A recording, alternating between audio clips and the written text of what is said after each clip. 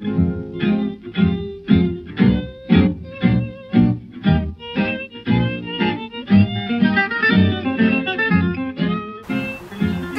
υπάρχει μια υπόγεια διασύνδεση μεταξύ των δύο έργων που παρουσιάζουμε φέτος στο Τρένο στο Ρουφ,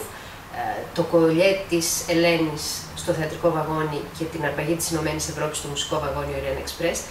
και αυτή η υπόγεια διαδρομή εστιάζεται σε μια πολύπαθη περιοχή του κόσμου που είναι η αρχαία Φινίκη, από την οποία μεταφέρθηκε η Ευρώπη στους ώμους του Ταύρου στην Κρήτη, και βέβαια είναι ο τωρινός Λίβανος και Παλαιστίνη, η περιοχή από όπου εμπνεύστηκε η Καρόλ Φρεσέτ και έγραψε το κολλιέ της Ελένης. Αυτό το διαπίστωσα όταν ταξίδεψα στο Λίβανο και στη Βηρητό, σε αναζήτηση της έμπνευσης της συγγραφέως και σε αναζήτηση του ίδιου του ρόλου της Ελένης, αλλά και του ίδιου του εαυτού μου,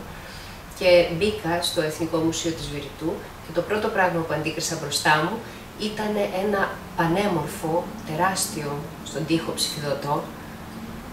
το οποίο είχε έναν λευκό ταύρο, ο οποίος είχε στους ώμους του μία ωραία κοπελιά, και βέβαια το ψηφιδωτό αυτό ήταν η αρπαγή, το περιβόητο και ονομαστό ψηφιδωτό της αρπαγής της Ευρώπης. Και είναι σημαντικό και συνδέεται πάλι με το κολλιέ της Ελένης το γεγονός ότι το μουσείο αυτό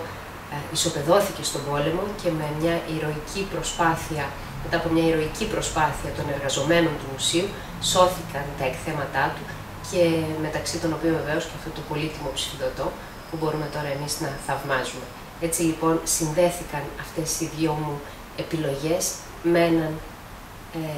απίθανο μυστικό τρόπο, και αυτό με συγκινεί πάρα πολύ φέτος.